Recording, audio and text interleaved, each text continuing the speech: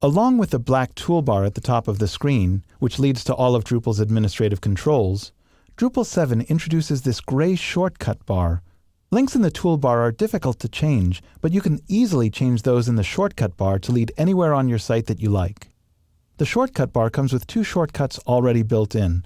The first one lets you quickly add content, and the second one lets you find content that's already on your site. To add or remove other items, there are two methods. One is really convenient once you know where it is. I'll show you that by clicking Modules. Let's say that we wanted to add this administrative page so it showed up in the shortcut bar as well as the toolbar. We just go down to this little plus sign, and as you hover over it, it says Add to Default Shortcuts. I do that, and there it's done. Now you'll notice when you go to this page, the plus has turned into a minus.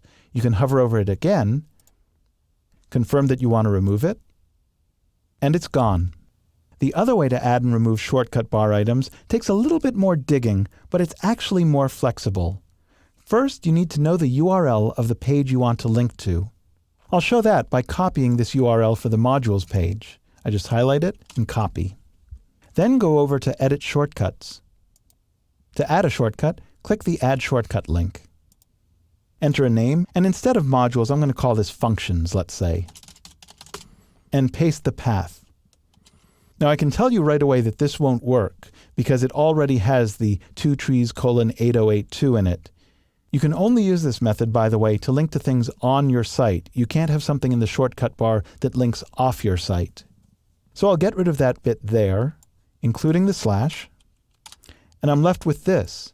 Now when I try to save this, it'll still give me an error. That's because the actual URL is the part without this overlay bit in here. You'll learn more about that overlay and about overlay URLs in the video about the administrative overlay.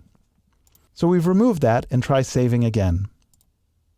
And there it is. We now have a function button that goes straight to the modules page. And although that link is labeled as functions, we can remove it by clicking the minus sign. And it's gone.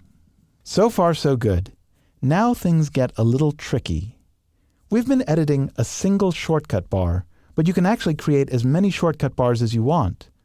That's useful if you have administrators on your team performing different tasks. A news editor might have a shortcut bar that says Post News Article, while a community manager's shortcut bar has one that says Add Member. To change that, go up to Configuration, and then click Shortcuts. I'm going to create a shortcut set called Editor. Now remember, we're not adding individual shortcut links right now, we're adding entire sets of shortcuts. I add shortcut set here, and just call it Editor. And create new set. Now I'm going to try to add some links. I'll go up to, let's say, Add Content and Add Basic Page. Let's say that this is the link that I want to add to the shortcut bar. I'll bring my cursor over it, and you notice it says Add to Default Shortcuts. This will add it to the first shortcut set, not the second one, not the editor one that I just created. So you might ask, how can I add things to the editor set? Well, those sets are defined on a user-by-user basis. My username is admin, so let's go up to Hello Admin here and take a look at my shortcuts. This is where I define which shortcuts I'm going to use. It not only defines what shows up in that gray bar, but also what will appear when I click on that little plus sign. Change it to Editor, and change set. Incidentally, this is also a place where you can add a new set if you want. Now if I go back to that Add Content and Basic Page, when I hover over that plus sign, I see Add to Editor Shortcuts, and let's go ahead and do that. You'll learn more about changing the settings of individual users in the section of this course about managing users. So now we have two shortcut sets. We're currently on the Editor set, which has this extra link to create a basic page. And just to prove that this works, I'm going to switch my shortcut set back to default, and that link should disappear. Again, I go up to my User and Shortcuts, go back to Default, and change Set. And indeed, it did disappear. When you create a new user, they get the default shortcuts to start off with. As someone with administrator privileges, you can change which set they see by going to that user's page, just as you did on your own page. You do that by going up to People, and then coming down and editing their profile. You can also grant these users permission to decide which shortcut bars they want to use. To do that, go to People, and then to Permissions, and then scroll all the way down to Shortcut. You would then grant that permission, select any shortcut set, to whichever roles you wanted. You'll learn more about that in the Managing User section. Finally, if you don't like this shortcut bar at all, there are two ways to turn it off.